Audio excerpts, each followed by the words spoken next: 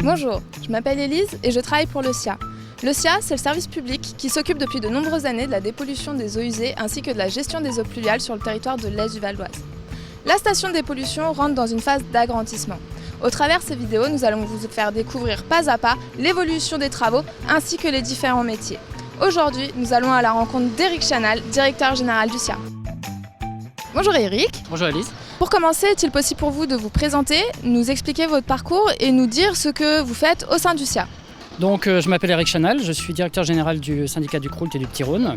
Alors à la base je suis ingénieur hydraulicien et après quelques années d'ingénierie privée, je suis rentré au syndicat du Croult en 2003 et donc j'en dirige l'ensemble des services depuis 2007. La station de dépollution de Bonneuil-en-France rentre dans une phase d'agrandissement. Est-ce que vous pouvez nous expliquer pourquoi? On est sur un territoire dans l'est du Val d'Oise qui est en pleine expansion socio-économique et la station était arrivée à saturation sur un certain nombre de paramètres et donc il a été décidé dans une logique d'anticiper ce développement et d'être un facilitateur pour le développement économique du territoire, de lancer le projet d'extension de notre station.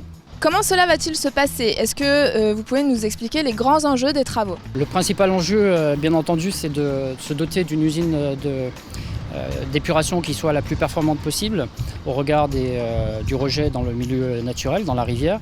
Le deuxième grand enjeu de ce projet, c'est de diminuer l'empreinte carbone de l'usine. Nous avons réduit d'une manière très significative le volume de boue à évacuer en centre de compostage et nous avons adopté des choix en matière de démarche énergétique qui nous permettent à la fois de réinjecter du biogaz dans le réseau municipal, donc d'avoir une ressource pérenne et verte quelque part. On réutilisera également l'énergie des eaux usées traitées de manière à pouvoir chauffer les bâtiments. Et puis un des enjeux très pratiques pendant la phase travaux, ça va être bien entendu de conserver un fonctionnement de la station actuelle pendant la démolition des ouvrages. Ce sont de vrais gestes volontaristes de la part du SIA pour s'engager dans une démarche concrète de développement durable. Outre l'aspect industriel, est-ce que le site va avoir d'autres usages, par exemple pédagogiques ou naturels?